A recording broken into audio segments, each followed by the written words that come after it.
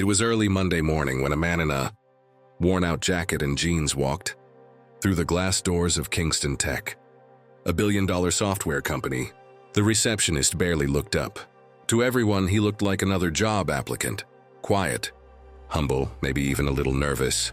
What no one knew was that this man, Marcus Reed, was actually the company's new CEO. He had decided to come in undercover on his first day to see how his employees really treated people.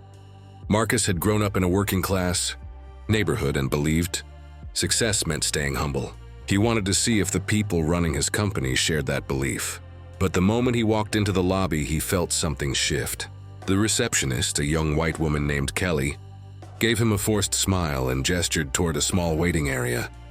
When a well-dressed white man entered right after him, she immediately stood up, greeted him warmly, and offered him coffee. Marcus noticed the difference, but said nothing. He simply sat down and waited. After 10 minutes, Kelly leaned toward another employee and whispered, "Why do we keep letting people like that walk in here? This isn't a charity." The other worker chuckled quietly. Marcus heard every word. He kept his composure, but inside he felt a familiar sting. He had dealt with bias before, but never in his own company. A few minutes later, a tall white manager named Tom walked over, holding a clipboard. "You must be the maintenance guy they sent," he said, not even checking Marcus's name. "The conference room coffee machine is broken. Follow me." Marcus didn't correct him. Instead, he smiled and followed. He wanted to see just how deep this attitude went. As Marcus entered the break room, he noticed how people barely made eye contact. Some gave polite smiles. Others ignored him completely. One man even said under his breath, "Guess they'll let anyone in here now." It wasn't loud enough for most to hear, but Marcus did. When he finally reached the conference room, Tom crossed his arms. "You people need to be faster," he said sharply. "We've got a big investor meeting soon." Marcus calmly replied, "I'll do my best, sir." He looked around the room. Everything was spotless. Nothing was broken. Tom frowned, confused. "You're not maintenance?" Marcus shook his head slightly. "No, I'm just here to learn about the company." Before Tom could ask more, another employee burst into the room. "Tom, the new CEO's about to arrive. Everyone's gathering in the main hall." Tom nodded quickly and said, "Let's go. And you," he looked at Marcus, "try to stay out of sight, okay?" Marcus followed quietly as the staff rushed to line up in the hall.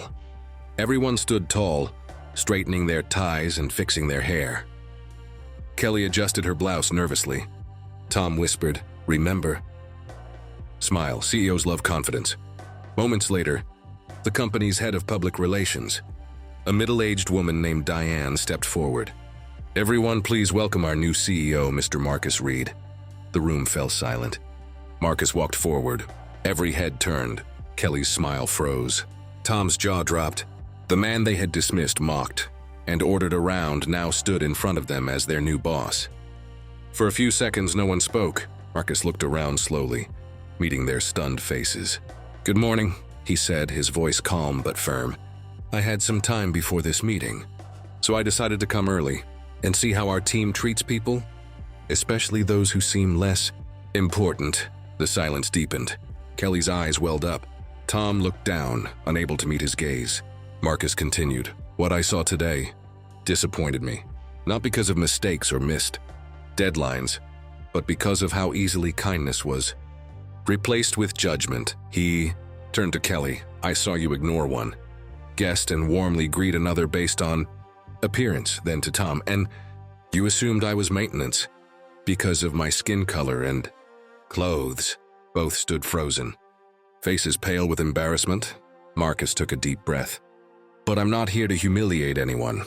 I'm here to change this culture. Every person who walks through our doors deserves respect, whether they're a client, janitor, or CEO." Diane stepped forward awkwardly, trying to ease the tension. "Mr. Reed, I assure you, this isn't how we usually act." Marcus nodded slightly. "Maybe not, but even one moment of prejudice can destroy years of progress. I want this company to be known not just for innovation, but for integrity." After the meeting, Marcus called Kelly and Tom into his office. They looked nervous. Kelly spoke first, her voice trembling. "Mr. Reed, I'm so sorry. I didn't mean to treat you that way." Tom followed. "Me too. I should have known better."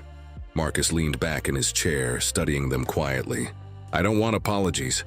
I want change. You'll both attend our new diversity and empathy program, starting tomorrow. And I expect you to lead by example from now on. They nodded quickly, clearly ashamed. Marcus softened his tone. Everyone makes mistakes. What matters is what you do after.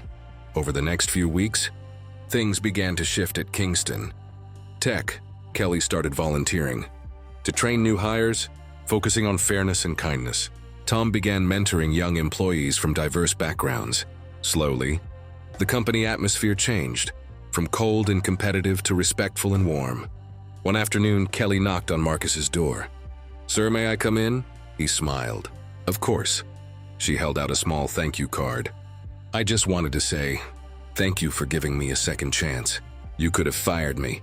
Instead, you taught me something I'll never forget." Marcus opened the card. Inside, she had written, "Kindness is stronger than pride." He looked up and said softly,